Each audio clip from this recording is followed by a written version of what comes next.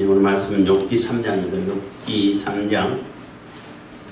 극심한 고통으로 인한 욥의 독백 탄식입니다.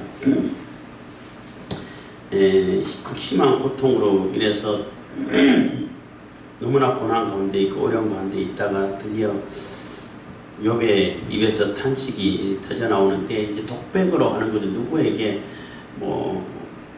어떤 대상을 두고 하는 것이 아니라 혼자 소리를 얘기하는 것인데, 이 욥의 독백은 욥기가 3장부터는 이제 운문으로 시형으로 되어 있어요.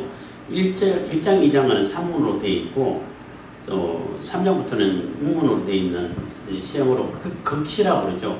이제 연극하기 위한, 시 형태로 연극하기 위한 그러한 형태로 쓰여 있는데, 어쨌든 욥의 지금 심정은 가장 큰 욥의 입장에서 이해할 수 없고 알 수 없는 그런 심정을 이렇게 나름대로 추측을 해본다면은 짐작해본 건데, 삶의 의미를 잃어버린 것 같아요. 그러니까 하나님 말씀 열심히 따르고, 또 이웃을 위해서 상담도 하고, 또 지도자 위치에서 밑에 사람들 잘 돌보고, 또 하나님께 철저하게 제사 예배 드리면서 조그만 죄라도 있으면 회개하고 돌이키고, 이렇게 정말로 순전하게 신실하게 하나님을 믿고 다루고 이렇게 살아왔는데, 세서 많은 복을 얻었단 말이에요. 그래서 주시는 이도 하나님이시고 가져가서도 하나님이시다.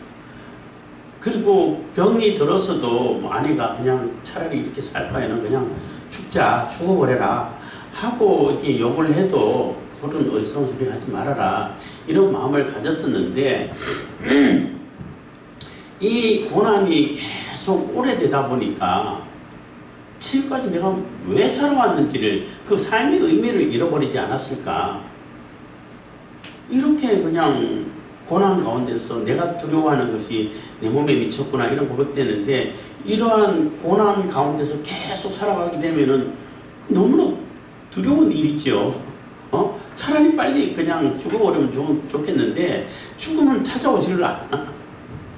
불면증을 앓을 때에 막 피곤해서 졸리고 해가 딱 누우면은 그 잠이 싹 사라지고 정신이 말똥말똥해지는 그러한 것이 이제 불면증 중에 하나인데, 또 이게 또 활동하려고 그러면은 막 피곤하고 또 막 졸리는 것 같고, 또 누우면은 반짝반짝해져.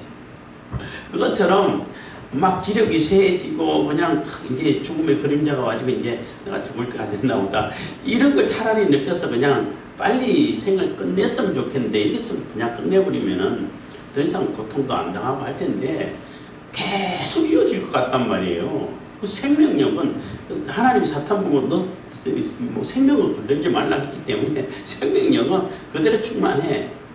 그런데 고통은 너무나 견딜 수 없는 고통이 심해. 그래서 이러할 바에는 빨리 죽었으면, 차라리 이럴 바에는 안 태어나는 게 가장 좋지 않았을까 하고 이제 자기 생일을 이렇게 저주하는 그러한 독백입니다. 그래서 욥의 그 생일을 저주하는 가운데서 보면은 막 정말로 정말로 이런 수십 가지의 경우가 있구나. 근데 그러한 경우 중에 한 가지라도 이루어지면은 안 태어나고 아니면 사산하든지 생을 이어가지 않았을 거 아니에요. 그런데 이 수많은 경우의 수가 다 이렇게 이루어지지 않고 생명이 태어났다는 거는, 기적은 기적이네. 생일을 축하할 만하네, 이런 생각을 욥기를 읽다 보니 알게 됐는데, 그래서 생일을 이렇게 당하게 되면, 생일을 맞이하게 되면은 축하해 주는 거, 그거 의미가 있구나, 이런 생각을 갑자기 하게 됐어요. 생일 당하신 분 축하드립니다. 욥이 지금까지 1장 2장에서 가만히 있다가 3장부터 이제 독백이 터져나오고 슬픔이 터져나오고 단식이 터져나오는 것은, 욥의 세 친구들이 멀리서 와가지고, 멀리서 올 때도 이렇게 소문이 가고 다시 오고 하는 기간을 따지면 한 몇 달 걸렸을까요? 최소한 2~3달 걸렸지 않았을까, 이런 생각도 하는데, 그 2~3달이 이런 고통 가운데 있다는 것은 짧은 시간이 아니죠. 한 번씩 아팠다 좀 쉬었다가 아팠다 쉬었다 해도 그 정도 가면 긴 시간인데 막 정신없는 그런 상황인데, 그래서 일단 와가지고 친구들이 와가지고 아무 얘기도 안 하고 같이 그냥 울어주고 있잖아요. 같이 통보하고 탄식하고 어떻게 이럴 수 있냐 하고 이렇게 울어줄 때는 위로가 돼. 욥이 그렇잖아요. 그때는 위로가 돼요. 차라리 가만히 있었으면은 끝까지 위로됐을 텐데, 이렇게 친구들이 와가지고 위로해주고 같이 울어주고 하니까 마음이 이렇게 위로가 되다 보니까 그 마음속에 억눌려 있던 그 슬픔이, 그 단식이, 그 서러움이 이제 막 폭발해 오는 거라고 볼 수 있는 거죠. 막 터져 나오는 거예요. 그전에는 같이 뭔가 이렇게 억누르고 있던 그 슬픔이, 슬픔이라든지 탄식이라든지 뭐 서러움이라든지 이런 것이 다 억눌려져 있다가 나름대로 그래도 억누르고 있다가 친구들이 와서 그래서 같이 울어주고 같이 이렇게 옆에 있어주고 하니까 그게 너무 이렇게 안심이 되고 위로가 돼서 이제는 막 속에서 그 억눌렸던 그 슬픔이 막 터져 나온다라고 볼 수 있다는 거죠. 근데 욥이 이제 막 슬픔을 토해내고 막 단식을 토해내고 하고 거기서 끝내서 그래 야, 네 마음 안다.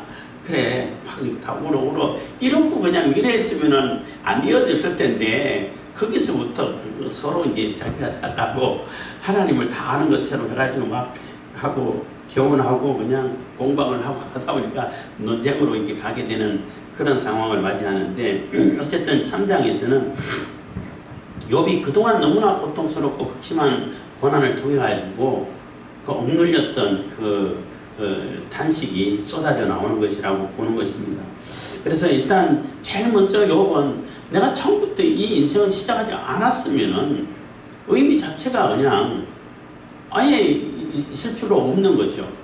그래서 지금 굉장히 의미가 있게 살아왔다라고 생각하고, 또 굉장히 나름대로 굉장히 많은 사람들에게 교훈을 주면서 본이 되는 삶을 살아왔다라고 자부했는데, 남은 것이 다 사라져버리고 열 자녀들까지 다 사라져버리고 지금 남아있는 것은 아무것도 없고 완전히 보면은 악창이 나서 그냥 죽을 지경이고, 그리고 옆에 있던 아내까지 다 떠나가 버렸고, 이래서 그리고 고통만 계속 이어진단 말이에요.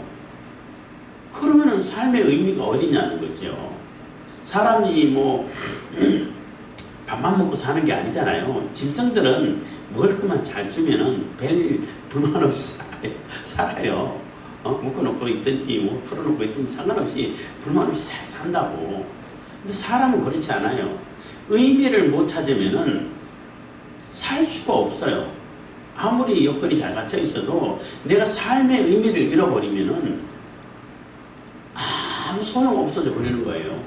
그것처럼 욥이 지금 얼마 동안 삶의 의미를 잃어버리고 그렇게 의미 없는 삶이었다면은 차라리 태어나지 않았으면 좋지 않았을까 하고 탄식하는 것이라고 생각되는 겁니다.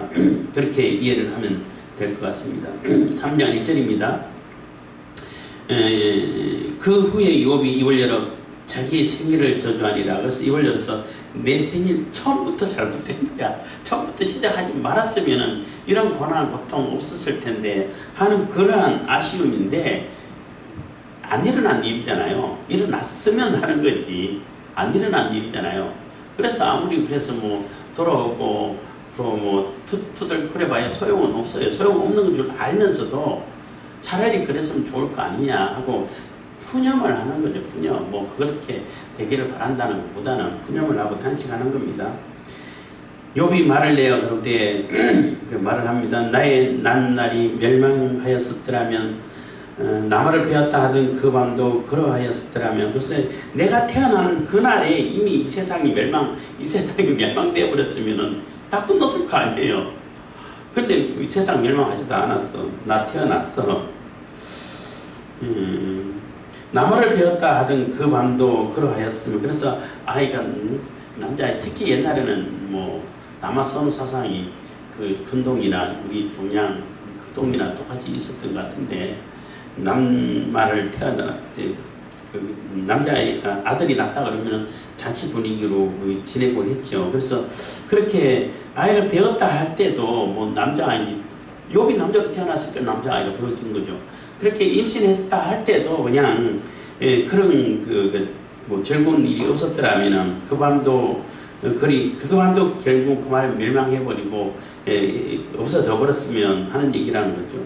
4절 그날이 캄캄하였었더라면 하나님이 위에서 돌아보지 마셨더라면 빛도 그날을 비치지 말았었더라면. 그래서 아이가 임신하고 수정되었을 때 그때에 아무런 돌봄도 없고 하나님도 지켜주지도 않고 그냥 없는 걸로 해버렸으면 근데 그러지 않았다는 거죠.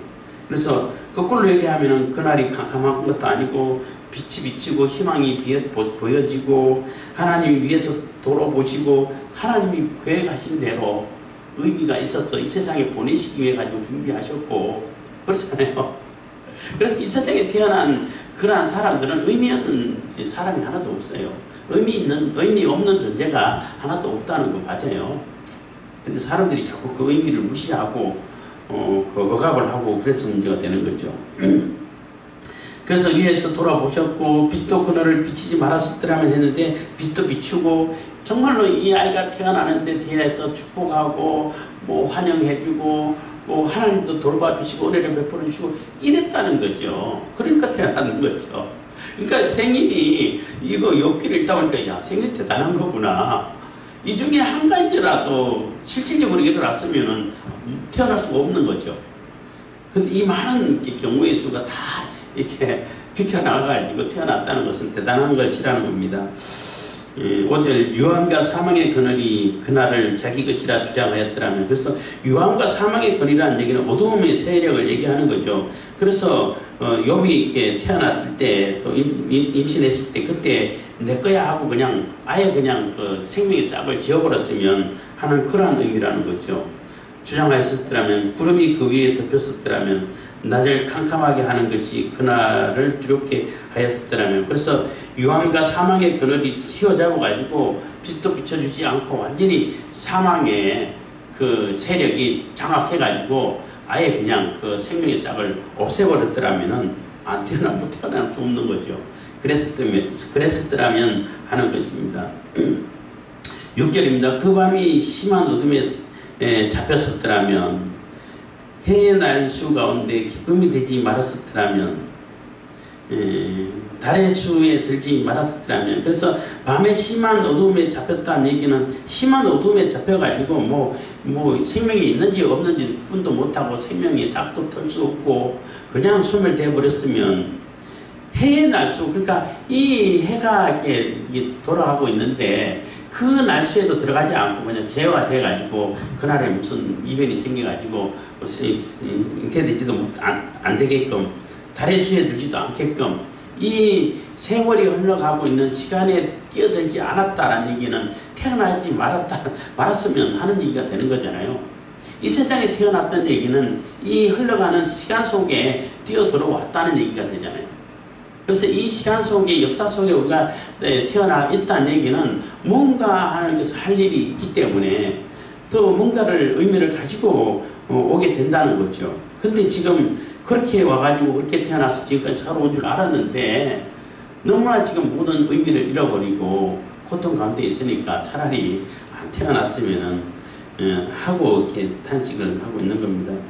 7절입니다. 그 밤이 적막하였었더라면 그 가운데 즐거운 소리가 일어나지 말았었더라면 적막한 것도 마찬가지 같은 의미의 다른 표현이 계속 이어지고 있는 겁니다. 그리고 계속 더라면 하는 그러한 문구로 이어진다는 얘기는 결국은 그런 일이 안 일어났다는 얘기잖아요. 안 일어났다는 얘기고 그 돌아보면서 그랬었으면은 하는 그러한 그 탄식일 뿐인 것입니다. 8절입니다. 나를 저주하는 자 곧 큰 악을 격동시키기에 익숙한 자가 그 밤을 저주하였었더라면 그래서 나를 저주하는 자 나를 주관하는 자라고 이렇게 이해를 하시면 되죠. 하나님이 다 주관을 하시죠.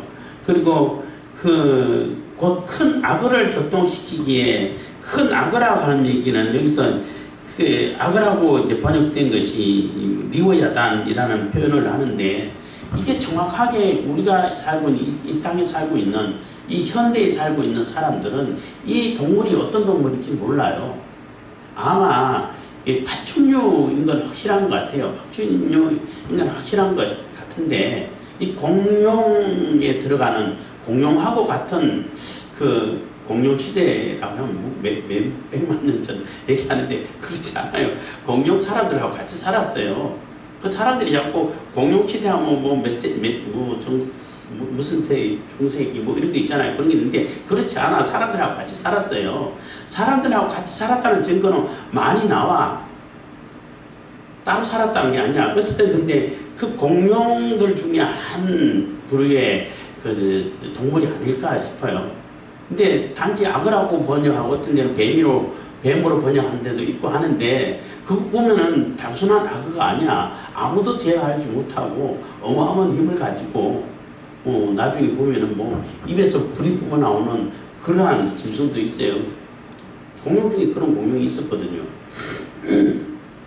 어쨌든 그래서 큰 악어, 큰 이 동물, 파충류 이 동물을 뭐 마음대로 조종할 수 있고 격동시킬 수 있는 그런 자가 시키기에 익숙한 자가 그 밤을 저주했던 그 밤을 저주해서 그러니까 온 우주 만물을 다 이렇게 주관하시는 그분이 그날을 그냥 너 이렇게 싹 그 생명의 싹을 그냥 싹 잘라버렸으면은 그냥 뭐 태어나지 않았을 텐데 이런 의미라는 겁니다.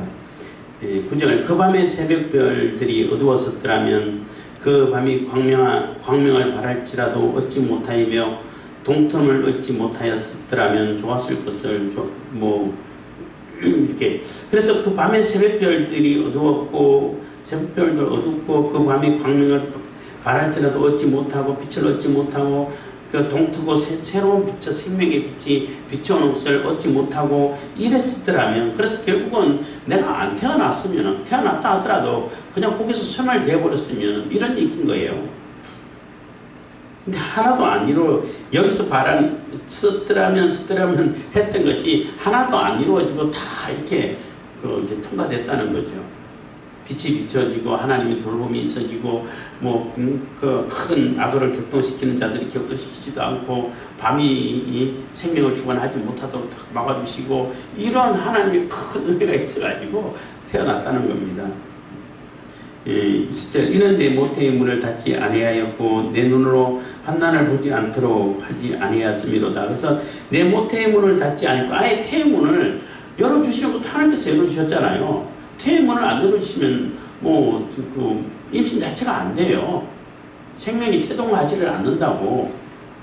근데 하나님께서 다 열어주셔가지고 태동이 됐고 내 눈으로 환난을 보지 않도록 하지 않도록 하지 아니하였음이로구나. 그래서 이렇게 다 계획해가지고 이런 많은 수의 경우의 수를 다 비켜가지고 생명이 태어나가지고 지금 결과가 뭐냐 이렇게 말로 다 할 수 없는 이 환난을 보고 있다는 거예요. 왜 이래야 되냐는 거지. 그렇게 의미 있게 태어났으면은 의미 있는 삶을 살아야 되잖아요. 나름대로 의미 있는 삶을 살았다고 생각하고 그렇게 일을 했는데 지금 내가 당장 당하고 겪고 있는 상황을 보니까 너무나 고통스럽고 그동안 있었던 의미가 다 사라져버린 거예요. 더 이상 의미가 없고 빨리 죽었으면 좋겠다는 그 소망밖에 없다는 거예요. 그럴 거면 왜 태어났냐는 거지. 그럴 거면은 내가 왜 이 땅에 태어나도록 하나님께서 허락하셨냐 이런 불평을 단식을 하고 있는 것입니다. 11절 어찌하여 내가 태에서 죽어나오지 아니하였던가 어찌하여 내 어미가 낳을 때에 내가 숨지지 아니하였던가. 차라리 그러면은 이주인 돼가지고 그렇게 태동이 돼가지고 이렇게 아이가 태아가 다 자랐어. 자라가지고 태어날 때만이라도 그럼 죽어서 태어났으면 좋을 거 아니야. 엄마 뱃속에 있다가 한 10달 동안 엄마 뱃속에 있는 그걸로 그냥 만족했으면 차라리 낫는 게 아니야. 이런 소리를 하고 있는 거죠. 근데 그러면은 엄마 입장에서는 얼마나 슬프겠어요. 얼마나 고통스럽겠어요. 어쨌든 엄마 입장은 별 생각 안 하고 본인 생각만 하고 있는 겁니다. 그래서 차라리 그러니까 잉태되는 것을 막지 못했더라면은 태어날 때 그럼 죽어서 태어났으면 차라리 낫지 않았을까 하는 얘기를 하고 있는 거예요. 12절 어찌하여 무릎이 나를 받았던가. 그래서 산파가 아이를 받을 때 무릎 위에 얹혀서 받고, 또 아빠가 또 엄마가 이렇게 아이를 키울 때 무릎에 앉아서 키우고 하는 그런 것을 이게 생각할 수 있는 거죠.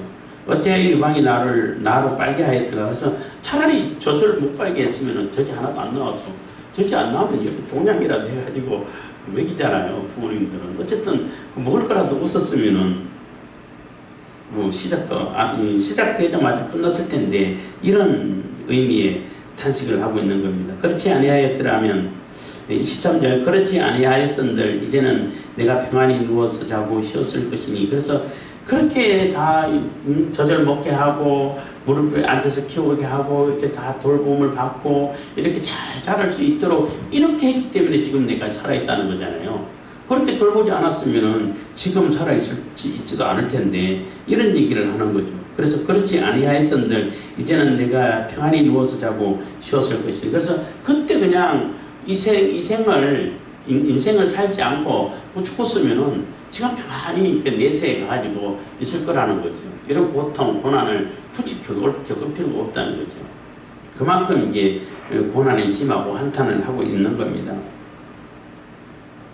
14절 자기를 위하여 거친 터를 수축한 세상 임금들과 의사들과 함께 있었을 것이. 그래서 자기를 위하여 거친 터를 수축한 세상 임금들 해가지고, 세상 임금들은 보면은 굉장히 개특정신이 크잖아요. 그 사회를 뭐 다 아우를 수 있고, 또 대단한 지도력을 가지고 한 나라를 건설하고 한 부족을 세우고 한 나라를 건설하고 굉장히 큰 업적이란 말이에요. 근데 그들도 결국은 죽어서 저 내세에 가 있다는 거지. 내세에 가가지고는 없다는 겁니다. 거기는 뭐 차별이 없고 수고도 없고 뭐 높고 낮음도 없고 주인동 이런 것도 없다는 거죠. 내세를 그 당시 족장시대 때 생각할 수 있는 내세에 대한 개념을 조금 볼 수 있는 겁니다. 그래서 자기를 위하여 거친 터를 수축한 세상 임금들, 대단한 업적을 쌓은 임금들이라고 말할 수 있죠. 또 의사들과 함께 있었을 거예요. 그리고 좋은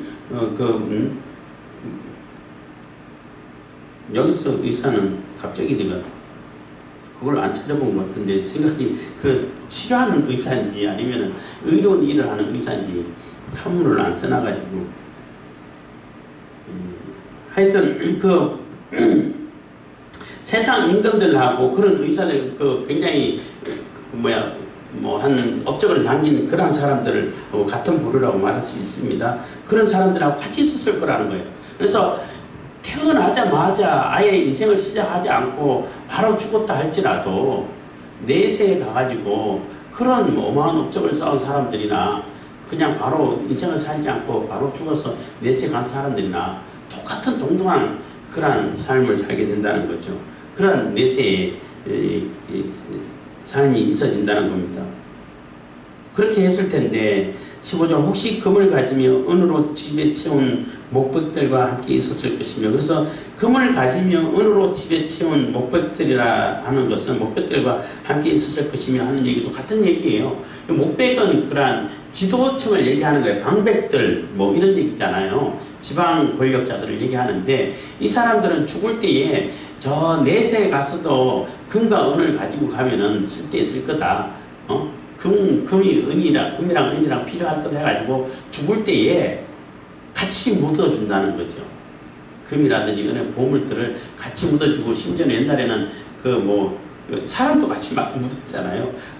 같이 내시 갈 때 심심하면 안 된다고 해가지고 또 내시들 종들 막 같이 묻어버리는 순장 제도도 막 있었는데, 그렇지는 않죠.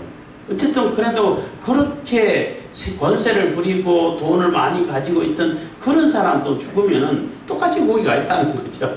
큰 업적을 남긴 사람이나 금방 태어나서 그냥 생을 제대로 살아보지도 못한 그렇게 사생아가 아니죠. 그러니까 죽어서 태어난 아이나 똑같다는 얘기예요. 그렇게 될 텐데, 6절입니다. 또 부지 중에 낙태한 아이 같아서 세상에 있지 않았겠고 빛을 보지 못한 아이들 같았을 것이라. 그래서 그렇게 했으면은 뭐 낙태당한, 여기서 부지 중에 낙태했다는 얘기는 유산한 아이를 얘기하는 거예요. 의도적으로 낙태한 것이 아니고 유산된 아이를 얘기하는 겁니다. 그런 아이들이나 이 세상에 빛을 보지 못하고 태어난 그런 아이들하고 같았을 텐데, 그러니까 죽어서 태어날 때 죽었더라면 이렇게 되는 거죠. 그래서 유산되는 아이들도 똑같이 생명이 있어서, 영혼이 있어서 똑같이 내세에 간다는 거예요. 그래서 낙태는 살인인 거예요. 요즘은 낙태를 아주 우습게 생각하고 그냥 원성의 권리다 이렇게 생각하는데, 그렇게 가르치면 안 돼요. 어쨌든 그래서 요건 그렇게 그냥 엄마 뱃속에 있다가 그냥 죽어서 태어나고 유산돼가지고 없어져 버리고 하는 그런 아이들도 똑같이 엄청난 업적을 세워가지고 나라를 세우고 뭐 좋은 일을 하고 또 그 뭐 굉장히 권력과 부를 가지고 있다가 같이 돈과 금은을 가지고 묻히고 했던 그런 사람들하고 같이 있을 거라는 거예요. 그러니까 내세에는 그런 뭐 계급 사회가 아니고 또 뭐 부자, 종 이런 거 없고 뭐 아이, 어른 이런 게 없다는 거예요. 똑같다는 거죠. 17절입니다. 거기서는 악한 자가 소요를 거치며 거기서는 곤비한 자가 평강을 얻으며. 그래서 거기에는 악한 자가 거기는 악한 자도 없다는 거죠. 악한 자가 있어가지고 뭐 혹시 이 세상에 악을 저질렀다가 뭐 어떤 경우에 가지고 같은 내세에 왔다 하더라도 거기서는 그런 일 자체가 불가능하다는 거죠. 그런 일이 없다는 겁니다. 곤비하고 피곤하고 뭐 힘들고 이런 것도 없다는 거예요. 그래서 평강을 얻으며 18절 거기서는 갇힌 자가 다 함께 평안이 있어 감독자의 소리를 듣지 아니하며. 그래서 이 세상에 있을 때는 감옥에 갖다 놓으면 간수하고 재수하고는 다르잖아요. 다르죠, 분명히. 근데 거기는 그런 거 없다는 거예요. 뭐 간수, 재수 뭐 갖다 놓고 뭐 또 그 권세를 부리고 이런 게 없다는 겁니다. 19절 거기서는 작은 자나 큰 자나 일반으로 있고 종이 상전에게 노인이라. 그래서 거기는 종도 없고 작은 뭐 상전도 없고 주인도 없고 뭐 작은 자 큰 자 이런 거 없다는 거예요. 다 평등하고 똑같은 인생으로서 똑같은 생명으로 똑같이 취급받을 수밖에 없다는 거죠. 그런 내세관을 갖고 있어요. 뭐 우리가 생각하는 수 있는 천국도 같죠. 물론 천국 갈 사람과 천국 못 가고 지옥 갈 사람 이렇게 구분이 되는 것은 이때는 뭐 굳이 그런 구분을 안 한 것 같기도 한데 어쨌든 거의 비슷하죠. 그리고 실질적으로 천국을 우리가 가르치고 얘기할 때도 거기는 그래요. 그게 뭐 상전이 있고 뭐 그 밑에 부하가 있고 주인이 있고 종이 있고 그러지 않아요. 다 똑같아요. 아이 때 그 천국을 가든지 늙어서 그냥 백발 돼가지고 가든지 같은 가장 그 활동이 강한 아름다운 그런 청년의 모습이라고 말할 수 있는 그런 모습으로 다 바뀌어요. 거기서는 뭐 남자 여자 이런 거 성 자체가 없어요. 배설기관 없고 생식기관 없고 없어요. 다 똑같아요. 그래서 진정한 그 뭐 공산주의, 뭐 자본주의 이런 얘기 할 때도 가끔 그런 얘기를 듣는데 우리 인간으로서는 공산주의를 만들 수가 없어요. 인간의 힘으로는 도저히 못 만들어요. 그거는 강제로 그냥 폭력으로 해가지고 만든다고 해봐야 지옥만 만들 뿐인 거예요. 그래서 이 땅에서는 공산주의가 결코 지옥을 만드는 것밖에 안 되는 것이고 진정한 의미에서 공산주의는 천국 가면 이루어지지 않는 거죠. 거기는 뭐 차별이 없고 뭐 상하 이런 관계도 없고 하나님이 이룰 때 이루어지는 것이지 사람이 이룰 수 있는 게 아니라는 거죠. 뭐 어쨌든 20절입니다. 어찌하여 공고한 자에게 빛을 주셨으며 마음이 번뇌한 자에게 생명을 주셨는고. 그래서 지금 이렇게 공고하고 어려움 당하고 고통 당하는 이런 결과를 가지고 이런 삶을 결국은 맞이해야 하는 자기 자신에게 그동안 왜 이런 빛을 비춰주고 아이가 태어나고 자라게 하고 또 나름대로 의미 있다고 생각하면서 자라게 하고 그렇게 했냐는 거예요. 이렇게 그렇게 고난 당할 거면은 그냥 처음부터 시작하지 말게 했으면 좋지 않았었냐 하고 이렇게 투정을 부르는 거죠. 어찌하여 공부한 자에게 빛을 주셨으며 마음이 번뇌한 자에게 생명을 주셨는고 지금 마음이 너무나 번뇌스럽죠. 왜 이 고통을 당해야 되지? 물론 뭐 복도 받고 하나님께 주심 받고 벌도 받을 수 있는데 그걸 왜 받아야 되지? 그거 모른다는 거죠. 그러니까 받긴 받을 수는 있는데 하나님께 주시니까 뭐 재앙도 받을 수 있고 뭐 무슨 일이 있어서 받나 보다 하는데 계속 오래 이어지다 보니까 근데 왜 내가 이 고난을 가운데 빠졌지? 왜 이런 고난이 찾아와야 되지? 그건 모른다는 거예요. 그러니까 더 괴롭고 더 힘들고 번민스럽고 하다는 것입니다.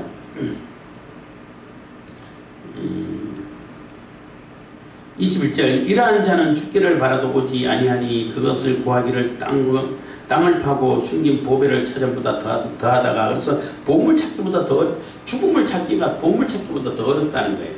여기서 말하는 보물은 이게 도굴꾼을 비유로 한다 그래요. 그 당시에는 이렇게 사람들 죽을 때에 보물로를 많이 이렇게 아까 얘기했잖아요. 목베기 그 은과 금을 가지고 같이 묻어주잖아요. 그러면은 그거를 빼가기 위해 가지고 몰래 이렇게 찾아가지고 이렇게 찢어가지고 도굴을 해가는데 도굴꾼들이 그래도 제대로 된 무덤을 얻어야 많이 얻을 거 아니에요. 판다고 해서 다 나오는 건 아니잖아. 근데 그 몰래 그것도 사람들 이제 들키면 맞아 죽을 거니까 밤에 몰래 갖다 파봐야 되는데 그만큼 어렵고 또 잘 선택을 해야 되고 해야 돼 이렇게 막 쉽지 않게 이렇게 어렵게 이렇게 보물을 찾아 구하고 다니는데 지금 욥은 그 사람들이 보물을 찾는 것보다 욥이 죽음을 찾는 것이 더 어렵다는 거예요. 죽음이 안 온다는 거지. 죽고 싶어도 죽지 못해 산다 이런 속담도 있고 표현도 있는데 안 죽는다는 거예요. 차라리 그냥 기력이 세가지고 이제 죽나 보다 이제 죽는 건가 이렇게 하면은 이제 끝나나 보다 이렇게 마음이라도 놓을 수 있는데 안 그렇다는 거예요. 생명력은 말똥말똥하다는 거예요. 그러니까 더 괴롭다는 거죠. 22절 무덤을 찾아 얻으면 심히 기뻐하고 그래서 이러한 21절 이러한 자가 죽기를 바라도 오지 아니하니 그것을 구하기를 땅을 파고 숨긴 보배를 찾음보다 더하다가 무덤을 찾아 얻으면 심히 기뻐하고 즐거워하나니 그래서 보물 찾기 하는 도굴꾼들은 찾아가지고 제대로 이제 딱 이렇게 보물 들어있는 무덤을 찾아 뽑으면은 엄청 좋아하잖아요. 대박 이렇게 표현할 거 아니야. 그렇게 하는데 자신은 그렇지 못하다는 거예요.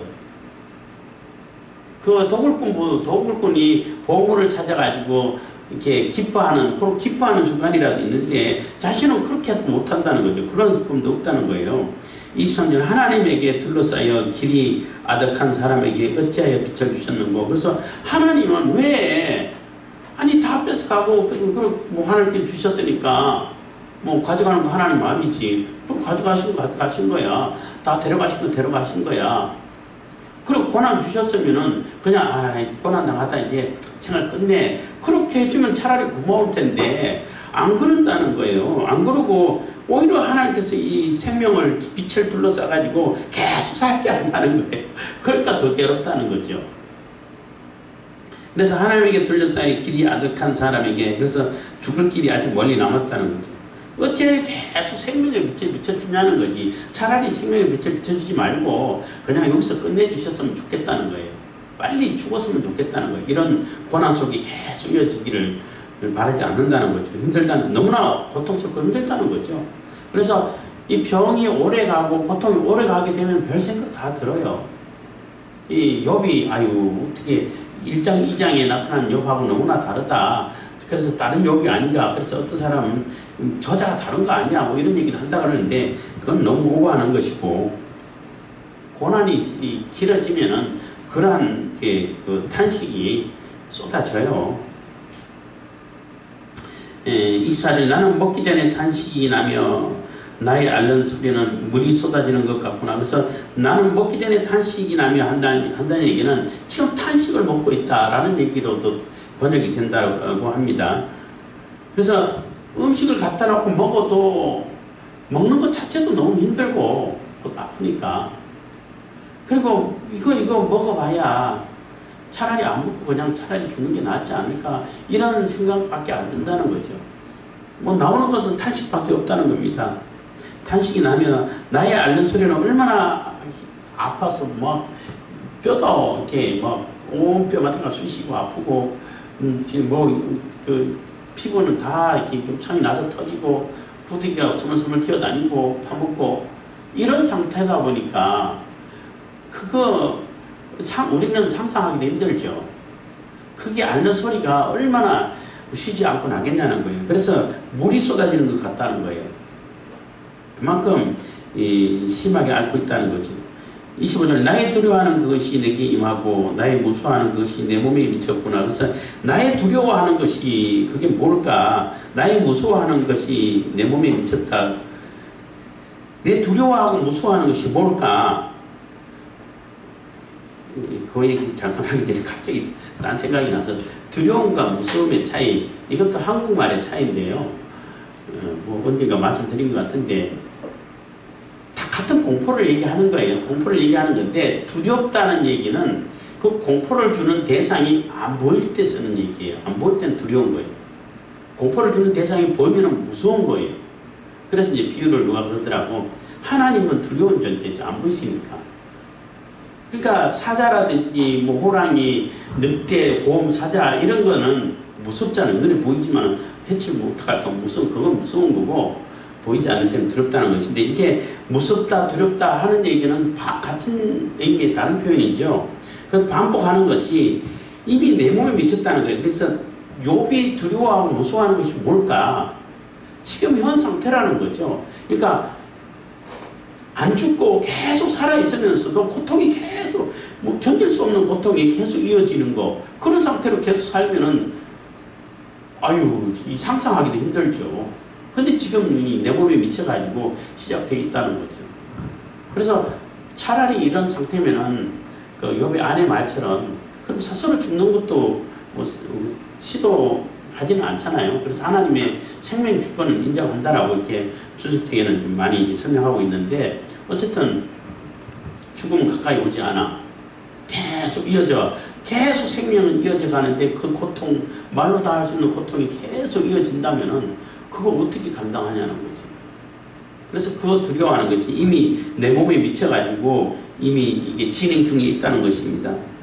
26절, 그래서 평강도 없고 안원도 없고 안식도 없고 고난이 임하였구나. 그래서 지금 내 상태는 평안도 없고 뭐 안전하고 따뜻하고 한 것도 없고 쉴 수 있는 안식도 없고 계속 고난만 이어진다는 거예요. 그렇기 때문에 태어나지 말았으면은, 안 태어났으면은, 아예 시작도 안 했으면, 그 수정 자체가 안 됐으면, 예? 태어났을 때 죽어서 태어났으면 이런 게 푸념을 하고 있는 거예요. 그래서 처음에 말씀드렸지만은 이 고통이 너무나 극심하고 계속 그것도 한두 번 읽다가 조금 쉬었다가 이런 것만 계속 이어지고, 이것이 벌써 뭐 한 달, 두 달 넘어가고 몇 달이 이어져 가고 하면은 견딜 수 있는 사람이 몇 명이나 될까? 욥은 그래도 대단한 것 같아요. 그래서 그 고난이 계속 되다 보니까 자신의 삶의 의미를 못 찾게 잃어버리게 되고, 그동안 살아왔던 것도 그 의미도 다 잃어버리게 되고, 그래서 빨리 죽었으면 좋겠다 하는데 죽으면 자꾸 멀리 떠나가 있고 자기를 안 찾아오고, 이런 상태에서 계속 푸념하고 투덜투덜대고, 이렇게 투덜대고 푸념하는 것도 사실은 욥이 새 친구가 와가지고 같이 있어주고 같이 울어주고 하니까 안심하고, 그래도 들어주는 사람이 있고, 그래도 나와 같이 공감해주는 사람이 있고 같이 있어주는 사람이 있다 하는 그런 안심에서 이렇게 푸념을 이렇게 투덜투덜 내뱉고 있고 슬픔을 표현하고 하고 있다는 것입니다. 그래서 그런 표현을 하고 있는데 이제 그 친구들도 거기서 끝냈으면 참 좋았을 텐데 4절부터는 계속 끊임없는 논쟁으로 이어가고 있는 것입니다. 기도하겠습니다. 사랑해 주신 감사합니다. 이 시간에도 은혜와 복을 주신 감사합니다.